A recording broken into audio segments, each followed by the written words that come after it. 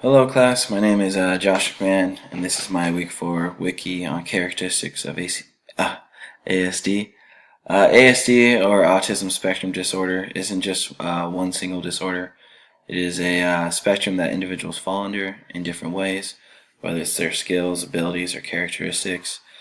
But they all share common characteristics cognitively, behaviorally, and socially. The first one I'm going to cover is cognitive and neurological characteristics. Some individuals struggle with understanding nonverbal and verbal communication. For example, facial expression, body language, receptive language, and social skills. As well, some struggle to control their motor skills, fine and gross. For example, holding objects, riding, walking, and balancing. As well, they also have common characteristics with intellectual deficits. Students on the spectrum usually have good rote memory, but struggle to take in and understand new things. As well,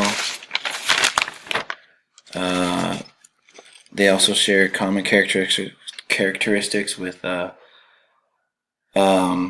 behavioral and sensory characteristics, such as repetitive movement,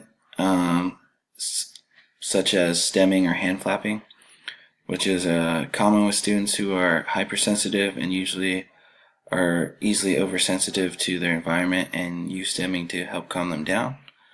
Another thing is repetitive speech,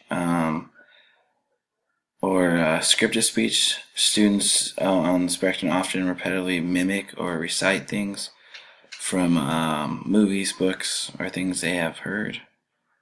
Also, routines are pretty important, or common characteristics.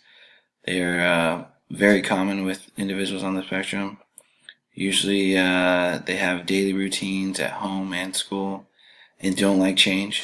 For example, while I was a para, we used to use a schedule board for our students, and anytime that we went off of the schedule board, students tended to get upset or just didn't know how to handle the change, or just change it to their daily routine, and would usually have behavioral outbursts.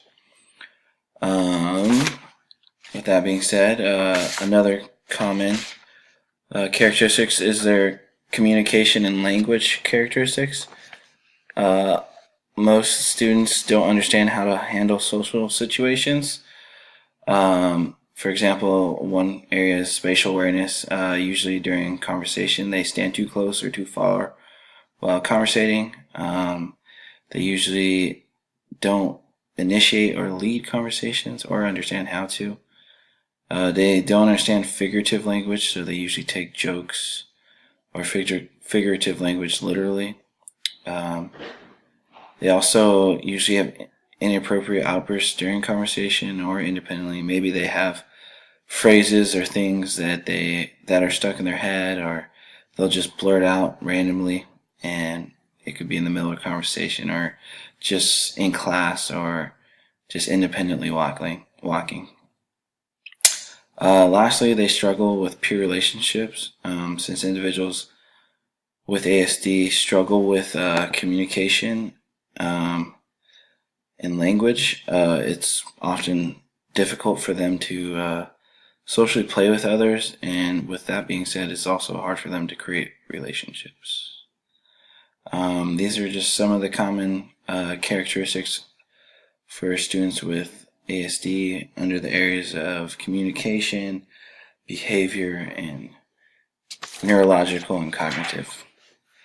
I hope you enjoyed my week 4 wiki.